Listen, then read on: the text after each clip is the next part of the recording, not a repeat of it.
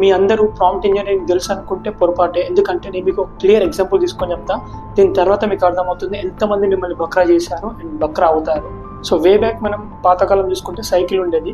So సైకిల్ని prompt engineering లా example తీసుకున్నాం. సో సైకిల్ దూరేటప్పుడు మనం వెయిట్ బ్యాలెన్స్ చేయాలి, విచ్ ఇస్ ఫిజిక్స్, అండ్ మనం మెంటల్గా ముగ్గురు ఎక్కించుకున్నప్పుడు వేరే బైక్ చూసుకుంటే మనం డ్రైవ్ చేయాలి, విచ్ ఇస్ వెరీ హార్డ్. దాని తర్వాత బైక్ వచ్చింది. బైక్లో ఏంటి, మనం గేర్ వేస్తే విచ్ ఇద్దరైనా ముగ్గురైనా తీసుకెళ్ళిపోతుంది. సో కొంచెం సైకిల్తో కంపేర్ చేస్తే బైక్ అనేది కొంచెం మనకు కంఫర్ట్గా ఉంది. అండ్ అయినా సరే మనం మెంటల్గా మనం చూసుకొని తోలాలి బండి.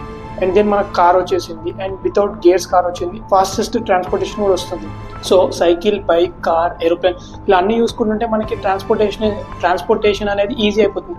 అదేవిధంగా ఒకప్పుడు ఎగ్జాంపుల్ తీసుకుంటే ఇది ఫ్లాపీ బర్డ్ గేమ్. మేము ChatGPT 3.5 అప్పుడు ఫైల్స్ అప్లోడ్ కానీ ఇమేజెస్ అప్లోడ్ ఏమీ లేకుండా మేము చేసిన గేమ్ ఇది.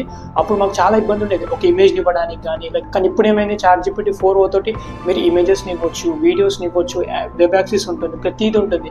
సో ఒకప్పుడు కంపేర్ చేసుకుంటే ఇలాంటి గేమ్స్ చేయడం ఇప్పుడు ఈజీ అయిపోయింది. చాలా AI టూల్స్ వచ్చినాయి ఫ్రంట్ అండ్ బ్యాక్ ఎండ్కి. సో ప్రాంప్ట్ ఇంజనీరింగ్ అనేది డెవలప్ అయ్యే కొద్దీ మనకి ఈజీ అయిపోతుంది. సో జస్ట్ మనం వాటికి ఇన్ఫార్మ్ చేస్తే అయిపోతుంది. ఇప్పుడు మనం ఇంకా నారో AI అంటే మనం ఒకటి చెప్తేనే ఆ AI చేస్తుంది. సో మనం ఇంకొక 2 to 3 months కానీ ఇంకొక ఆల్మోస్ట్ క్లౌడీ వాళ్ళ ఏజెంట్స్ కూడా రిలీజ్ చేశారు. సో ప్రాంప్ట్ ఇంజనీరింగ్ అనేది కొన్ని రోజుల వరకే, మేబీ దానికి కోర్సులు తీసుకోవాల్సిన అవసరం లేదు. ఎంతోమంది కోర్స్ అని చెప్పారు అండ్ పెద్ద పెద్ద క్రియేటర్స్ అయినా.